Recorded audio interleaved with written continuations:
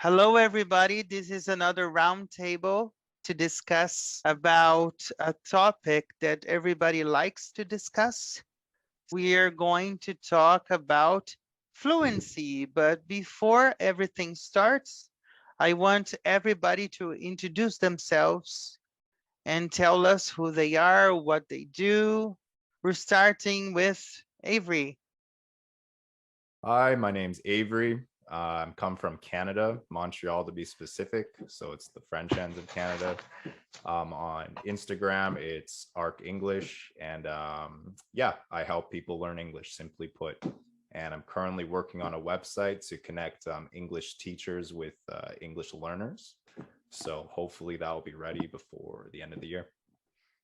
Awesome. Ed. Hi, everybody. I'm Ed. I'm an English teacher from the UK, and I focus on teaching pronunciation and accent reduction. And that's also what I make YouTube videos about. I produce YouTube videos about pronunciation. And the name of my channel is Lean English Pronunciation. Yes. Johnny. Hey guys, my name is Johnny, and I'm still working on my YouTube channel, but you can follow me on Instagram. But it's in the first part is in Portuguese, right? But it's Inglês com Johnny, like English with Johnny. And I am an English teacher in Brazil for something like maybe 5 or 6 years. I started 5 or 6 years ago. Awesome. CHUY. Hey there, everybody. Nice to meet you all. It's a pleasure to be here with you. I'm Jesus, or you can call me CHUY, whatever you want. And I'm 28. And currently, I'm an English teacher. I'm working in 2 different schools.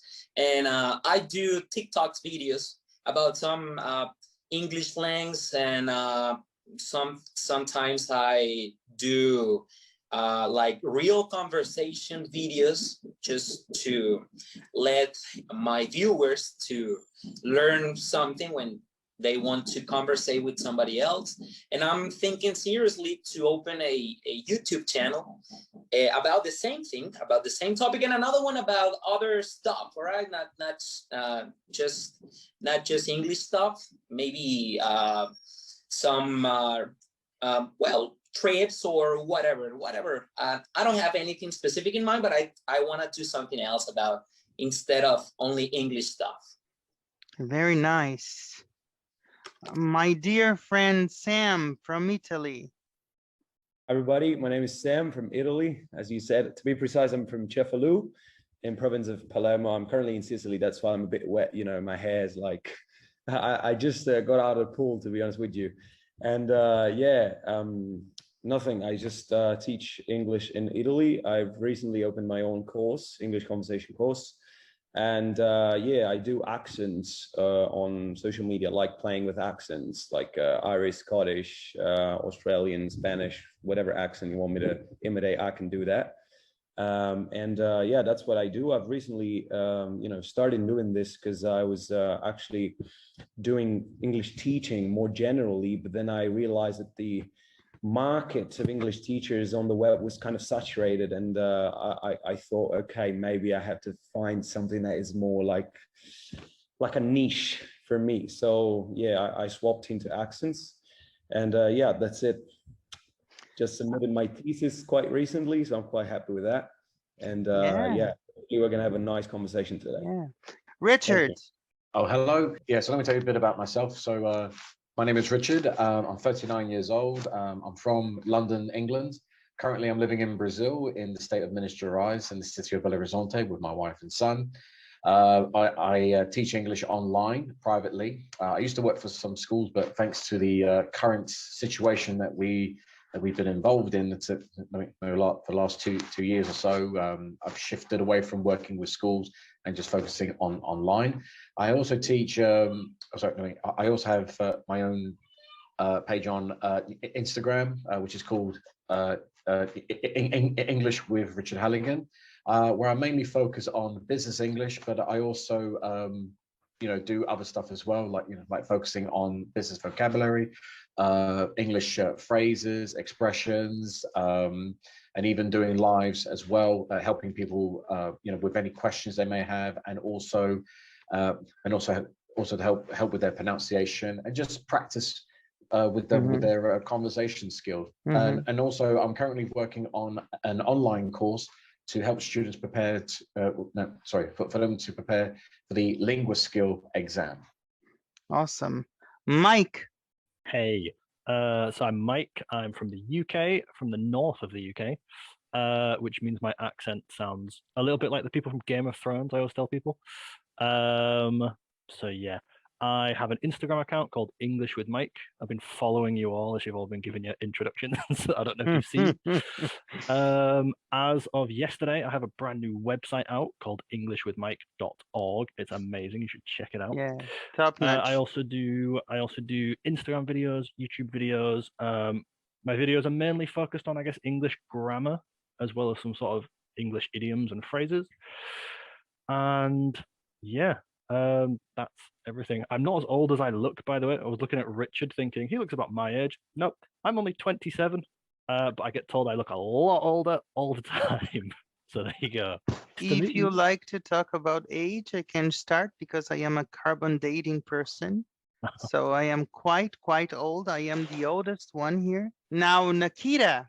Well, my name is Nikita. I come from Russia, an English learner. Sometimes host an event on Discord. We break down lyrics. We listen to songs. Sometimes we do karaoke, actually, but people feel cringy and they just don't really get it. Basically, one thing we are doing a project with a lot. We are going to talk about the culture, different kinds of topics involved in culture. So yeah, that's basically it. Yeah, thank you so much. So what is fluency and how to get fluent in English or any other language for you? Avery. Well, so what is fluency? Yes. Well, I would say that working on your English, especially if it's not your native language, that's a lifelong journey. I don't think there's any point in time where you really achieve something that we call like fluency, I guess. If you're conversational, it's really situational, because even native English speakers can struggle to converse or use their English in certain situations. So I just say it's a lifelong journey, simply put. And then in terms of getting there, I always, for everyone who requests advice from me on how to get there, I always say it's important that you lay out a good foundation and you have a deep understanding of the differences between your native language and the English language. And in my opinion, I think the best way to start would simply be using a grammar book that in your native language that outlines the differences between your native language and the English language. And the grammar book will essentially give you the fundamentals. It'll lay out the very basic vocabulary words. You'll get to apply it a little bit too. But I think if you can lay out that foundation very well, it'll make practicing all of the other skills a million times easier. Yes. Ed. Yeah, I agree with that. I think it's possible to define fluency generally. I think being able to communicate without a breakdown in communication, basically being able to speak without a breakdown in communication is fluency, basically. But I think individually we will have slightly different opinions of what fluency is, because there are plenty of people who can speak without a breakdown in communication, but they might not consider themselves fluent, or they feel like they need to speak like a native speaker to be defined as fluent. So yeah, I think it's possible to define it generally, but I know individually we will have different opinions. Awesome. Johnny? Yeah, I was talking to you about that last time we talked, right? But I talk about that a lot. There's like one thing, like I'm fluent in Portuguese, but I can't talk about like medicine or physics or things like that, you know. I've never studied those topics. So I think there's this kind of comprehension that some people think, oh, if I'm fluent in English, I can talk about everything. And that stage never comes, you know.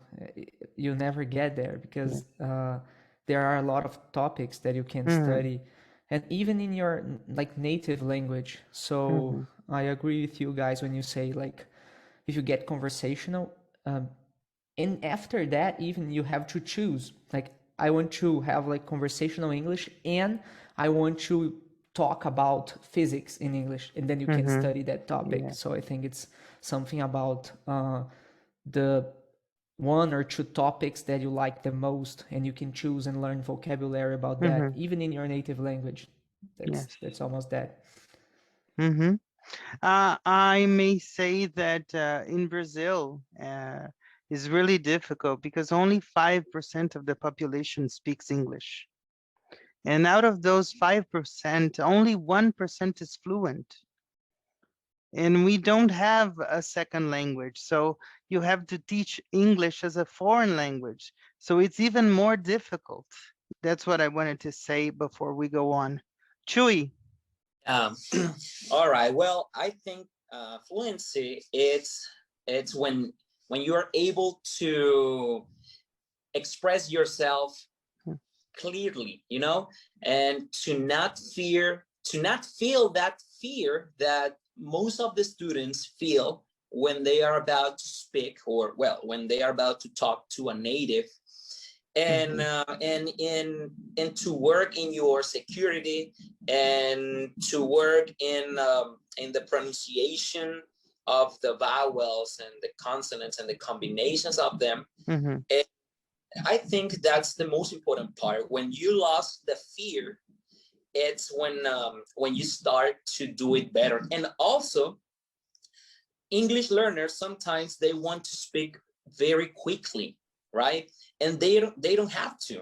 All right, they can do it slow, and I think that way words are gonna come up better and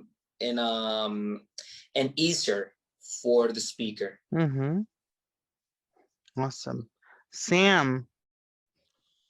Well, I would say that it's something like, I would consider it as a skill, right? As we say, like grammar, vocabulary, you know, speaking, listening, and all that. I think that fluency is a skill as well. That is closely associated with speaking, but it's kind of not the same. I kind of agree with Edward. He said, you know, when there's no breakdown in communication, because I think that you can also have, your grammar can also be lacking, but you can be fluent in a sense, because the fluency for me is literally speaking without pausing. Right. So even though you don't necessarily know all the grammar rules and you make grammatical mistakes, or maybe, you know, you rotate around some ideas that you don't know the precise vocabulary of, right? You still are fluent because you get to the idea in a straightforward way without hesitating. And so that's, I think, what fluency is. It's something like separate. And of course, if we broaden the topic a little bit, we might interpret fluency as like a full command of the language. In the case of English, like the full mastery of the English language, in the sense that, you know, you don't pause because you know grammar very well, because you have a vast vocabulary to choose from, because, you know, your listening skills are fine. And so you're very reactive when you respond to other people that talk. And, you know, that's, you know, 360 degrees pictures of what fluency is. But strictly speaking, I would say something separate that is not necessarily associated with other skills. But of course, there is some sort of correlation if you broaden the meaning a little bit. Awesome. Richard.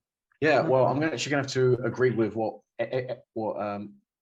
everyone else has said. I mean, everyone has actually mentioned, I mean, some really, really good points. The only thing I can add is for me, fluency is when you're able to start up a conversation with someone, get your message across, that person understands the message, they're able to respond to that message, and you can understand that message and continue going back and forth. But of course, I do agree with what a few other people said, is that one of the things that most people are afraid of when it comes to being fluent is that they have to be perfect. And one thing I tell my students is, no, you don't have to be perfect. I mean, I've lived in England for all my life. Now I'm in Brazil. And to be honest, before I became a teacher, I didn't realize that throughout my whole life, I was making mistakes when I talk. I mean, basic grammar mistakes, you know, like I would be walking around talking to my mates and I'll say something like, yeah, me and my family, me and my mates, you know, or me and my friend, blah, blah, blah, went to XYZ. And then when I got here, it said, you know, I should be saying, no, my family and I, my friends and I. It's like, oh my goodness, I didn't realize I was making that mistake. Because, well, in England, well, when I was in school, I don't remember them actually I don't remember any of my teachers teaching me grammar. You know, I mean, the only thing I remember about grammar is that you picked it up from your family, your friends, your teachers, television. That's what you know, I mean, that's where we picked it up. I mean, from my experience, I don't know about anyone else. I mean, because everyone else is different, you know, because I know some schools they focus on grammar, some schools they don't, and yeah, I mean, that's all I got to say, you know, and what I say to my students is, you know, don't worry about being perfect because no one's perfect. Everyone makes mistakes. I mean, I'm a native speaker. I've been making mistakes my whole life, but I still keep going. I'm still learning myself. Of course, totally agree. Mike. Yeah, I think building off what Richard and Sam said, I think a lot of people have this misconception that fluency is all about perfect English or perfect language. But I mean, how many of you guys in your native language can't speak without stopping? You know, you have to take that break. So yeah, I think even in sort of British culture, the amount of people that ask me if I'm fluent at Spanish, I used to live in Spain, I lived there for 6 years. Of course I'm fluent at Spanish, but my Spanish isn't native level. You know, I can speak fast, but that doesn't mean I can speak well all the time. So I think for me, that's the idea of fluency. It's kind of how fast can someone speak, but not necessarily how accurate somebody can speak. And I think in terms of learning fluency, I get asked that question every single day now. I get messages all the time on Instagram. How can I speak fluently? I always tell people you have to speak to yourself. If you can speak to yourself in your target language, then it gets your brain used to thinking in that target language, which speeds everything up, and fluency becomes a lot more possible, I guess. Awesome. Nikita. I just want to sum up it, you know, because everyone said something really important. Everyone. Like CHUY, you said that basically people, well, they have to speak with a certain speed, right? But not so slowly and kind of fast. So I think it should be, you know, there should be some, well, some kind of balance here. They should speak comfortably and with a certain speed, and their partner, the speaking partner, he will not, or she, they will not get bored because you're speaking so slowly. And another thing that Richard said, it's actually, yeah, a misconception that people have. You are, you know, you have to be perfect. No, you don't. You don't have to be perfect. No, you should be comfortable. You should be at ease when you speak the language that you are learning. So you see, it's a whole spectrum of things. And another thing that Sam said, it's actually really, really true. When you listen to someone and you are able to get the message that that person is trying to say, you know, you are instantly able to get it. That's really important. And it's actually like an ability, you know, fluency, and you develop it basically practicing it, you know. It's like doing exercises, you know, or any exercises. The more you do it, the better you become. And it's not easy, really. It's not easy. It just takes practice, and that's it, really. Yes, I agree. I started learning English, I was 7 years old. One thing that helped me a lot was talking to myself out loud. I remember when my mother would come to me and she would tell me, is everything okay with you? Because you want to go to the doctor because you don't stop talking by yourself and there's nobody around, I say, no, everything's fine. I told everybody here already, I study English every day. So when somebody comes to me at my school or at my online course as well, they tell me, I want to learn as a child does. How are you? Hey, how's it going?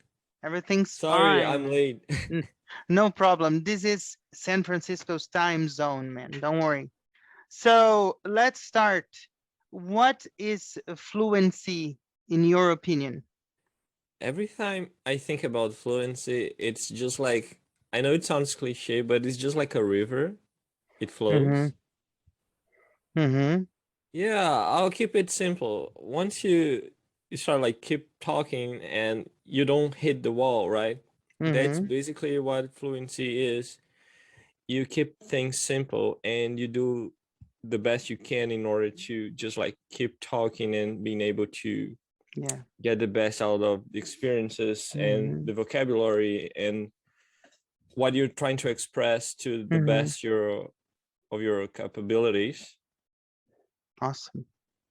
Awesome. So what do you think, guys? Is it possible to learn English as a child does? Avery. I think it's completely different. I think it's very hard to compare the two because a child, they learn, we almost learn the language by heart as a native English speaker. Yeah. Whereas from an adult, it's a completely different approach. You have to learn the fundamentals.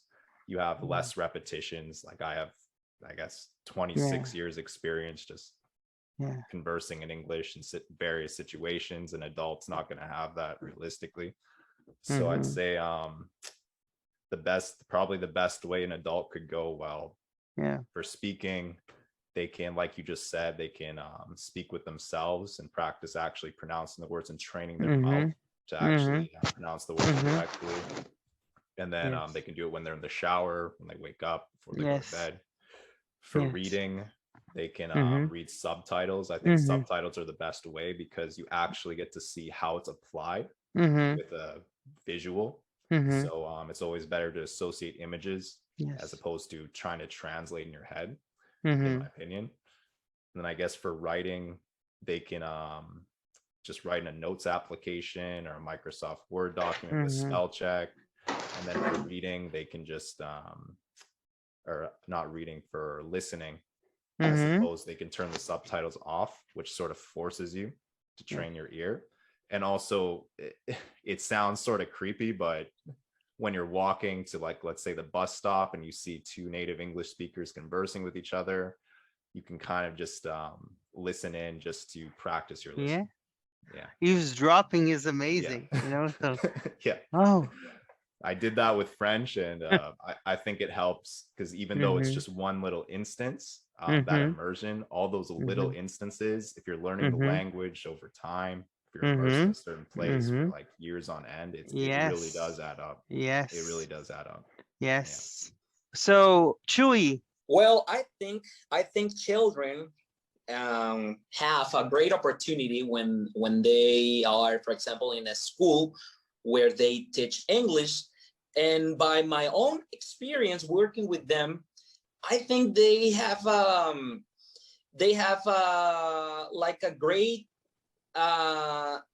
talent to do it because they don't think too much. What are they going to say? So if they are listening to us speaking in English, listening to some comments in English, some words, some pronunciation, ways to do it, and sometimes they learn it faster than us as an adults because well they don't make themselves a lot of questions about how to do it, and they are they don't feel, sometimes they don't feel that insecurity that maybe an adult English speaker could feel. So and they are better to repeat what they heard. All right. So and if you keep talking with them in English, one thing that I noticed that they learn very, very fast is it's the listening skills.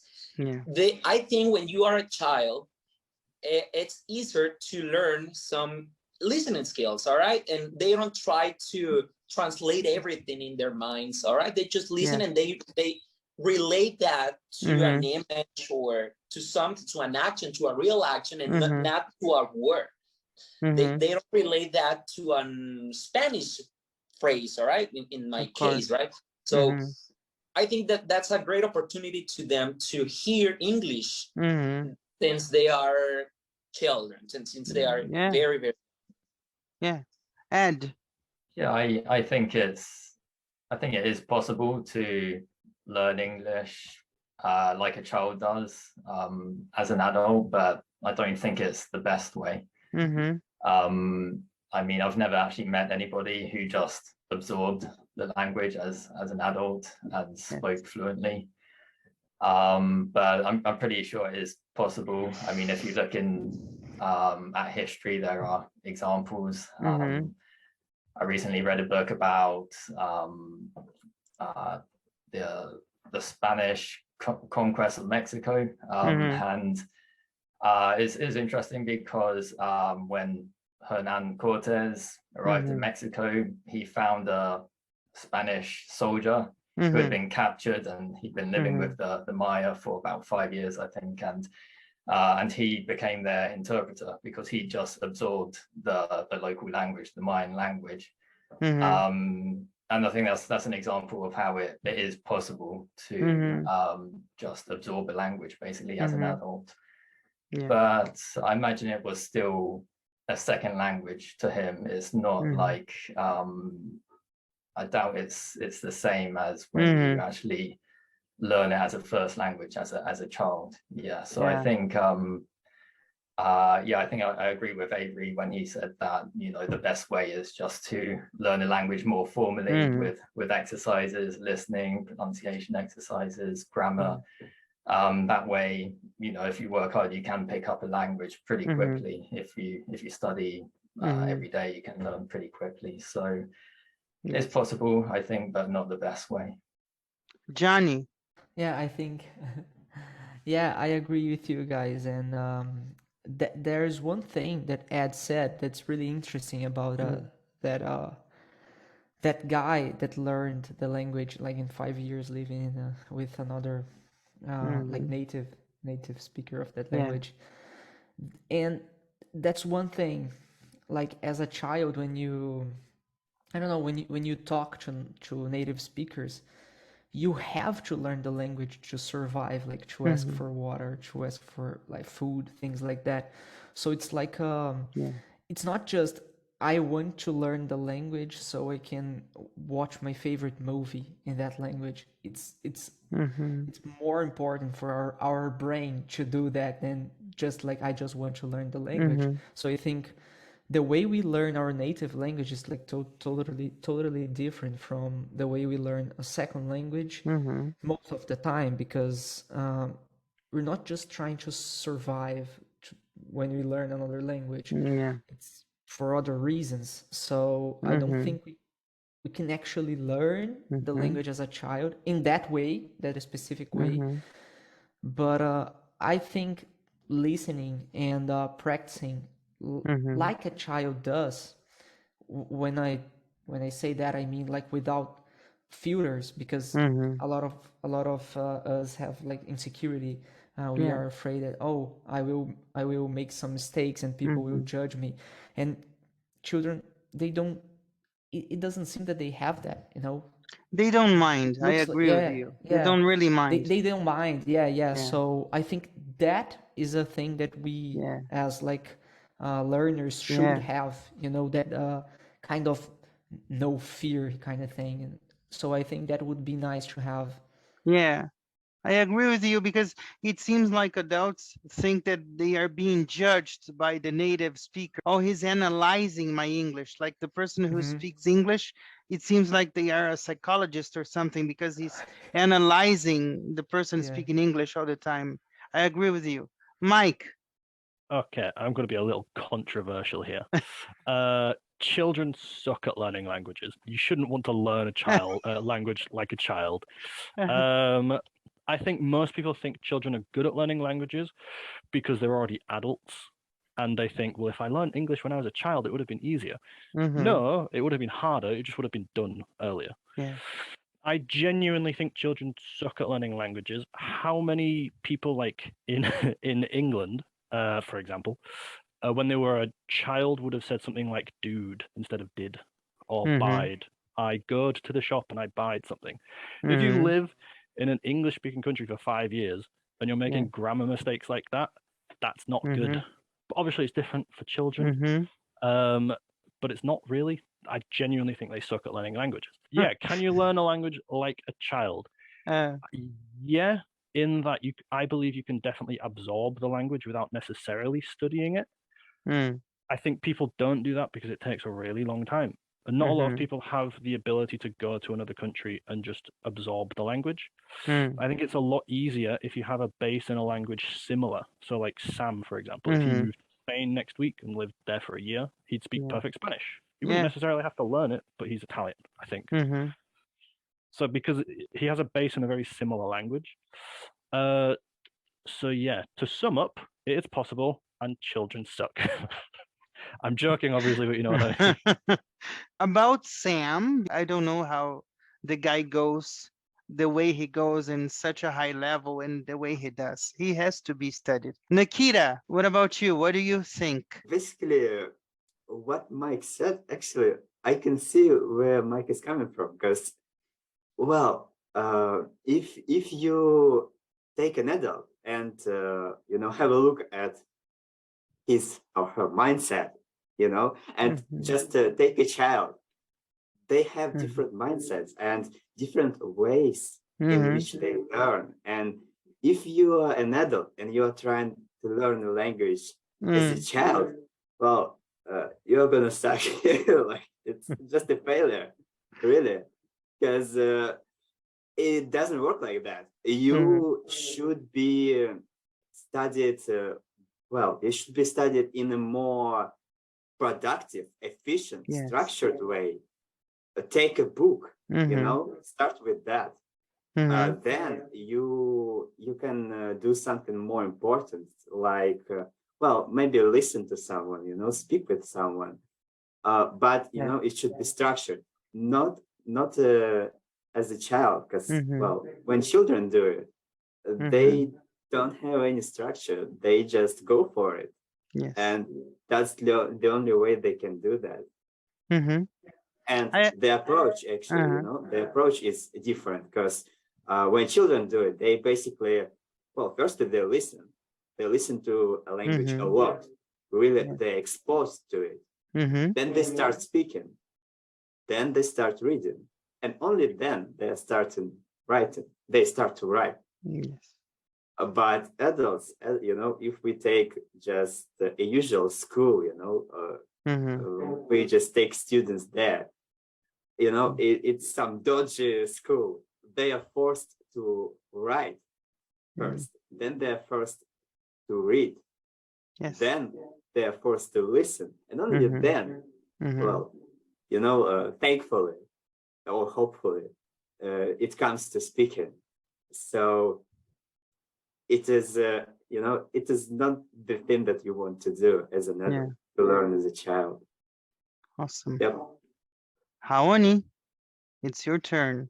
I think it depends on the situations, right? I feel like our brains are like capable of receiving information in a way that sometimes it's less than ideal on what we see, especially on social media.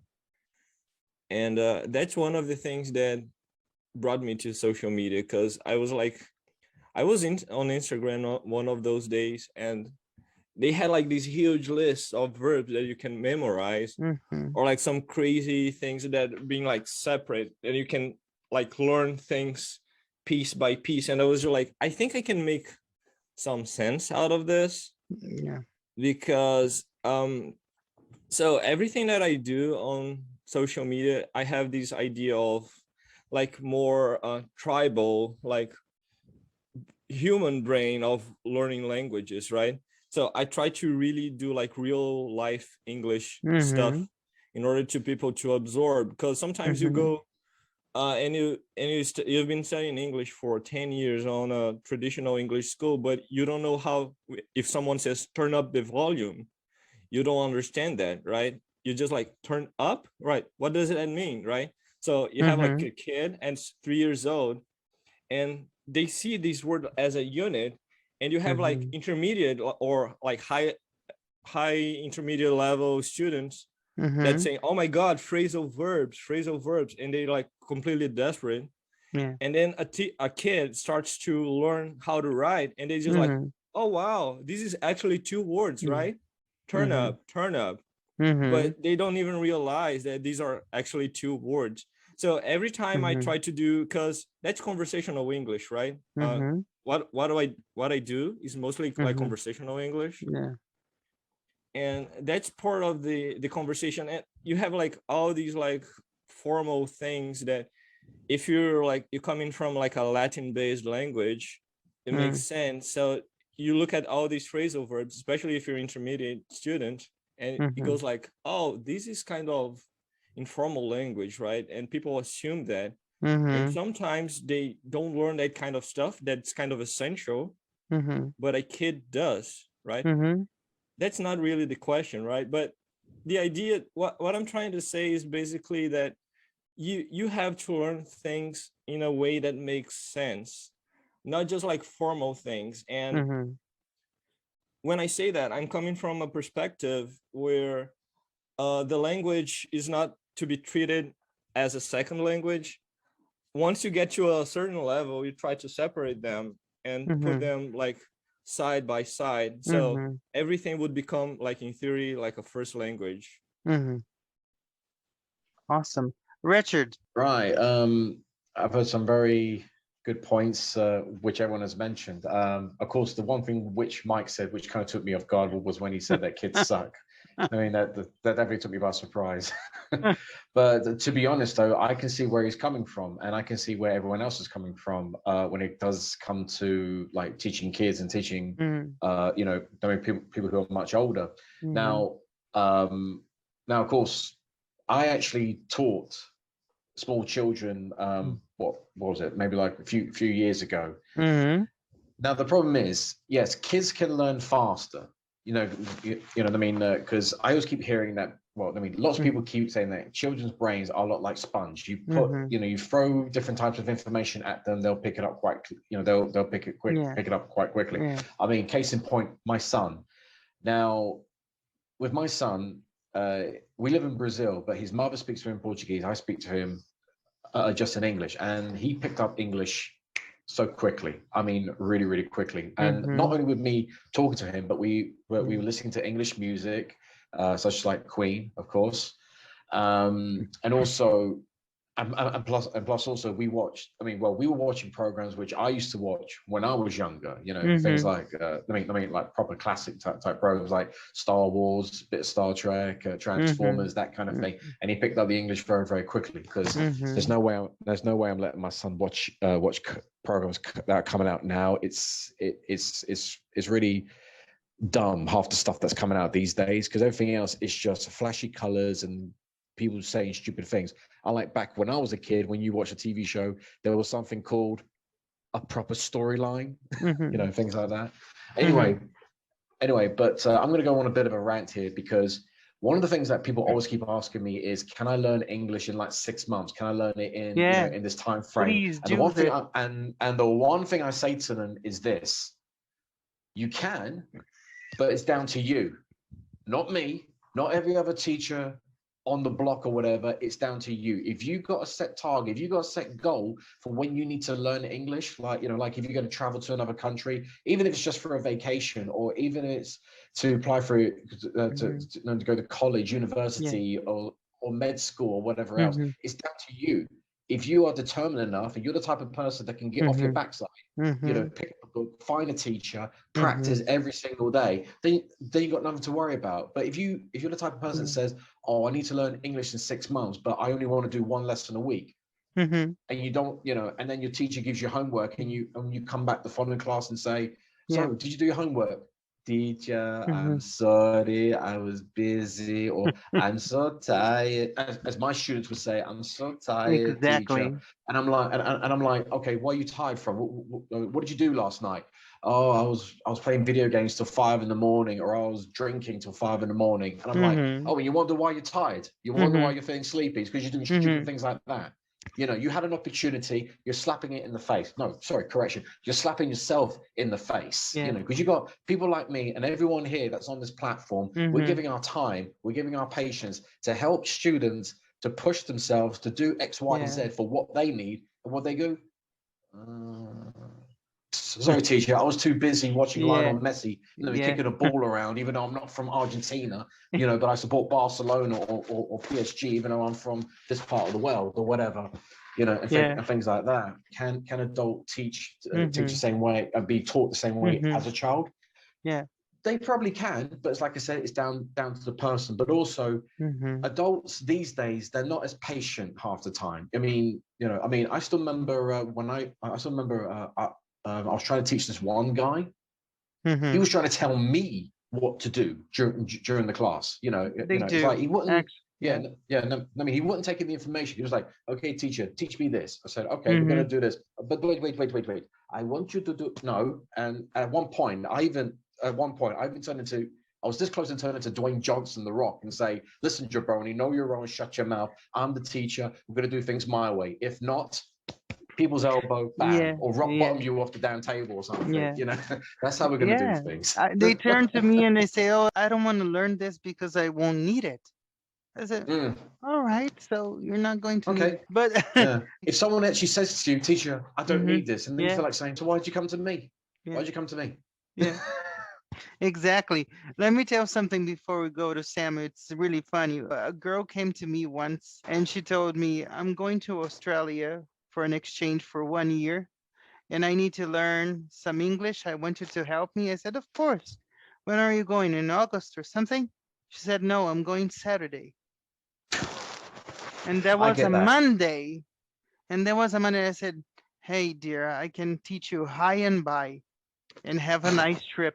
That's, man, how can a person come to us and ask to be taught English in 1 week and the person is traveling on Saturday? Sam.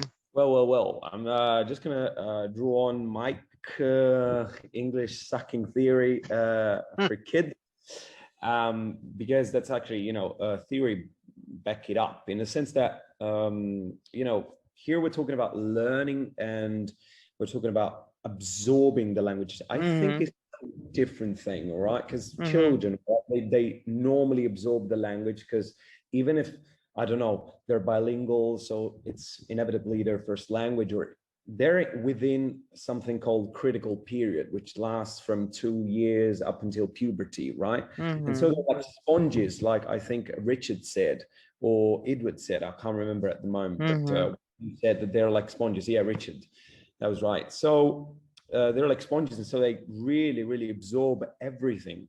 So it is, in my opinion, it is possible to teach adults the way we teach children, but we cannot expect the same results because it's just a situation. I mean, we're talking about two different individuals, right?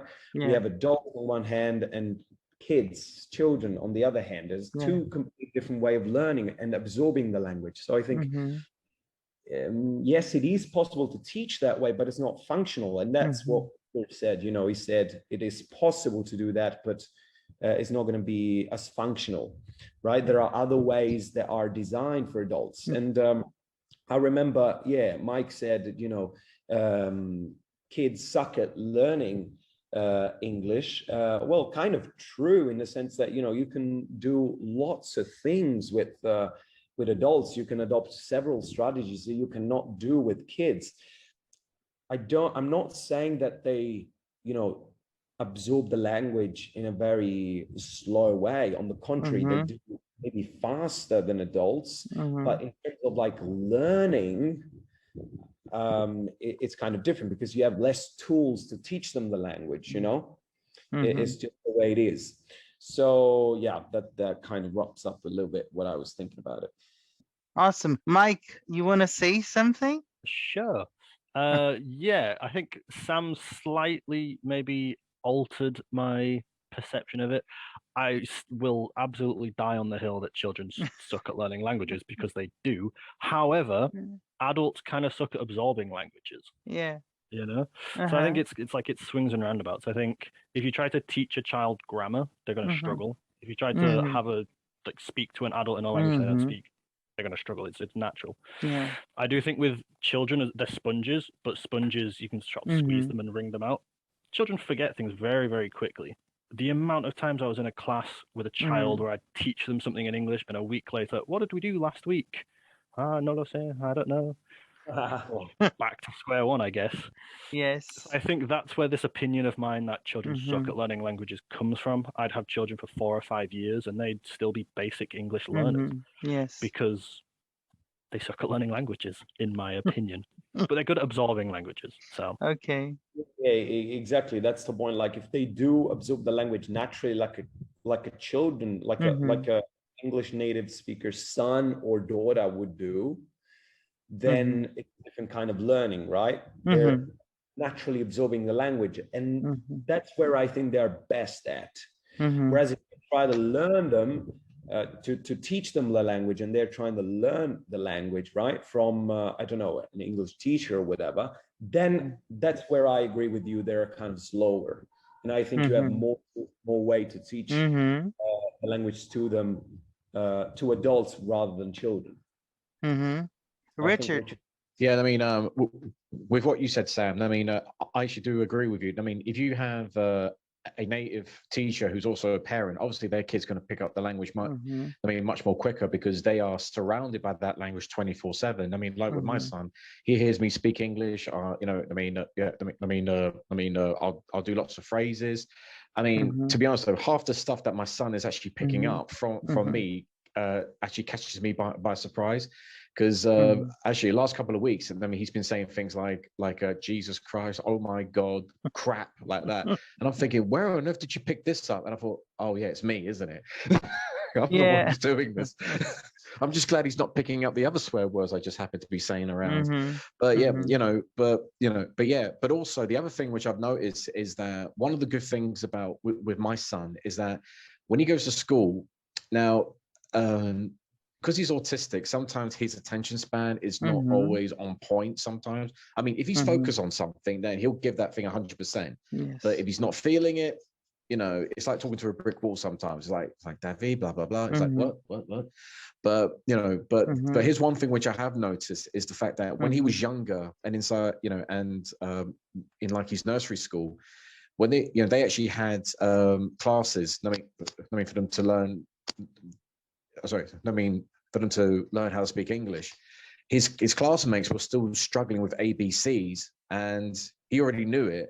He knew. I mean, before he was 2, he knew the alphabet. He knew numbers. He knew shapes and colors and animals and everything else. You know, and so while his classmates are still struggling with like ABC, he's getting up going, I'm done with this. Give me a cigarette. Yeah. Wake me up until you catch up to my level. It's like that, you know. And even with his new school, his English teacher, which surprisingly enough is someone who I used to work with, I actually asked her, I mean, how's he doing? She said that his English is really good, but I think he's bored because his classmates, they're still struggling with certain vocabulary, and my son, he's only 5, he's going to be 6 in a couple of days. I mean, he's ready to start speaking about about quantum physics. I mean, that kind of level. It's like that. Amazing. Well, I think we got to an end. I would like to say something for everybody. First of all, is to thank you for your time, for being here. Every time I record a roundtable, I get blown away because I can put you all together.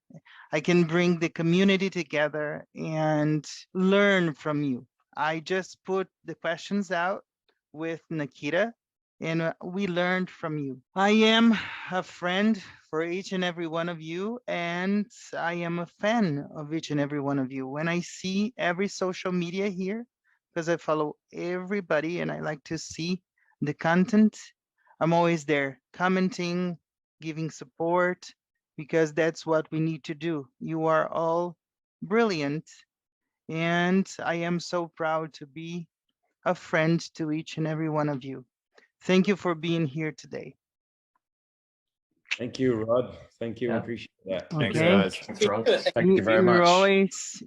You always have a friend in Brazil if you're not in Brazil. If you're in Brazil, just come to my house. If you're not, just get on a plane and come here. All right. Thank you, Likewise. guys. Thank you Thank so much.